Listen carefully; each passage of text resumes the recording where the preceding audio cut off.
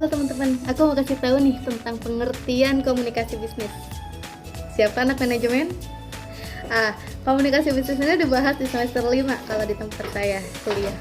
Nah, komunikasi bisnis ini adalah suatu ilmu yang betul tentang komunikasi, tapi tujuannya ada tentang transaksional. Jadi, ketika kita menyampaikan apa yang disampaikan, kita bermaksud untuk mendapatkan keuntungan dari apa yang kita sampaikan itu.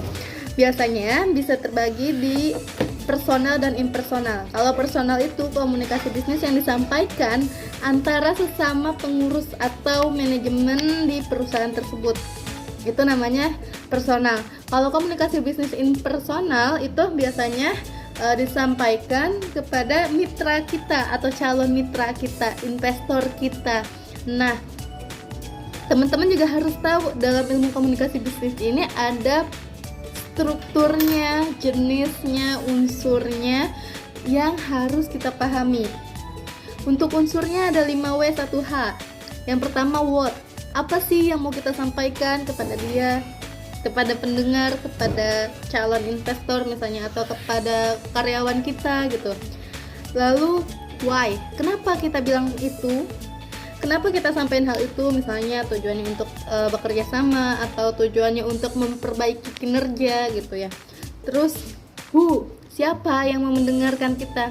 Kita harus tentuin tadi audiensnya siapa ya, pendengarnya siapa. Kalau manajemen, di dalam manajemen biasanya itu yang menyampaikan pesan adalah direktur misalnya kepada para karyawan, staf-stafnya gitu ya. Kalau misalkan selaku utusan perusahaan biasanya untuk ke mitra itu yang terbaik dalam hal menyampaikan apa yang dimaksud oleh perusahaan. Lalu bagaimana how, which dulu ya, sebelum how, which dulu. Alat, media yang disampaikan apa itu secara langsung ketemu atau misalkan lewat video conference gitu ya, atau apa nih, surat. Nah, itu juga bisa lewat surat menyurat, itu juga bisa media ya. Lalu how, gimana sih cara kita nyampeinnya gitu kan.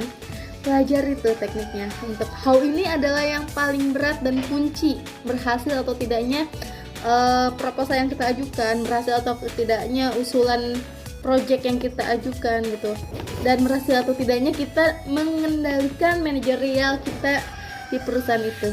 Oke? Semoga membantu ya teman-teman.